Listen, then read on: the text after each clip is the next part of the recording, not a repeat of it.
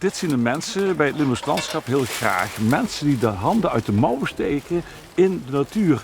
Zo zeg ik het goed, Jan, hè? Daarvoor is ook de Natuurwerkdag. Elke eerste zaterdag in november is de Natuurwerkdag. Dan zijn er in heel Nederland honderden plekken waar mensen voor het eerst of gewoon als deelnemer mee kunnen doen. Ja. In Limburg is er bijna in elke gemeente wel een werkplek, een organisatie van vrijwilligers die zo'n dag organiseert. Dus je kan, denk ik, op loop- of fietsafstand van jouw huis kan je bij zo'n activiteit aansluiten. Natuur wordt er beter van, maar ik durf eigenlijk ook te zeggen dat mensen er beter van worden. Want je zou eigenlijk een plaatje voor en na zo'n werkdag kunnen maken. En ik denk dat als je dan naar die mensen kijkt na de werkdag, zien ze er ook wat beter uit. Ze staan steviger op hun schoenen, een druppel aan de neus, rode wangen.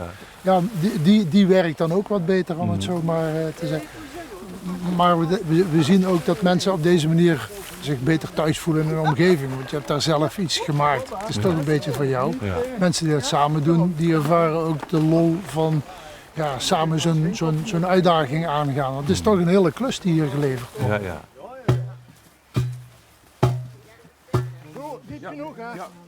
Stel dat je een scoutinggroep bent of een school bent of zelfs een bedrijf bent, dan kun je op Natuurwerkdag kijken wat er bij jou in de buurt te doen is. En als er niks te doen is, kunnen we misschien wat regelen dat we met de lokale vrijwilligers alsnog iets organiseren. Ja, want de mens kan niet zonder de natuur, maar de natuur kan eigenlijk ook niet zonder de mensen. Het landschap kan Het niet landschap zonder. Het landschap zoals wij het kennen kan niet zonder mensen. De natuur kan denk ik best wel zonder mensen, maar het landschap niet.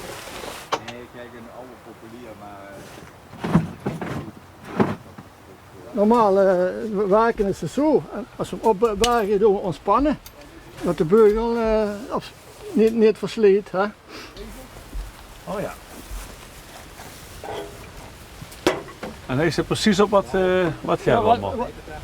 Controleren we als we klaar zijn met knoten of we alles hebben. Hè? Ja. En dan moeten we gaan zoeken. Hè? En soms hangt er een zaag in een boom of zo. Hangt er een zaag in de boom? Ja, is die vergeten. Hè? We hebben voor dit type zagen een aparte buizen gemaakt. Hè? Ja. En als het kistje vol is, dan weet ik ook dat ze er allemaal weer zijn. Hè? Ja.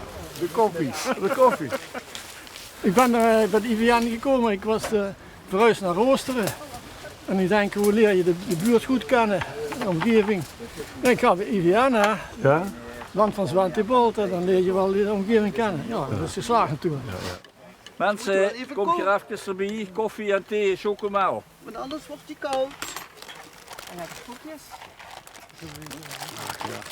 Hoe leuk is dat om samen met iedereen te knotten en ook af en toe lekker een kopje koffie te drinken? En... Nou, ik heb een kantoorbaan. Tenminste, ik werk veel op kantoor. En dan is het gewoon lekker om buiten bezig te zijn en gezellig met elkaar buiten aan het werk te zijn. En na fysieke inspanning ook nog even lekker met elkaar te kletsen en een kopje koffie te drinken en een kopje soep na afloop. Dus ik vind het heel gezellig en je bent ook nog nuttig bezig. Koffie? Ja, Ger. Dus het is ook wel eens zo dat vaders, die nemen ook wel eens hun zoon mee of zo, of hun dochter mee. Ja. En die komen dan ook gezellig in plaats van te sporten, kun je natuurlijk ook gewoon een keer met je kind, met je dochter of zoon een keertje komen knotten. Koffie of koffie? Ja.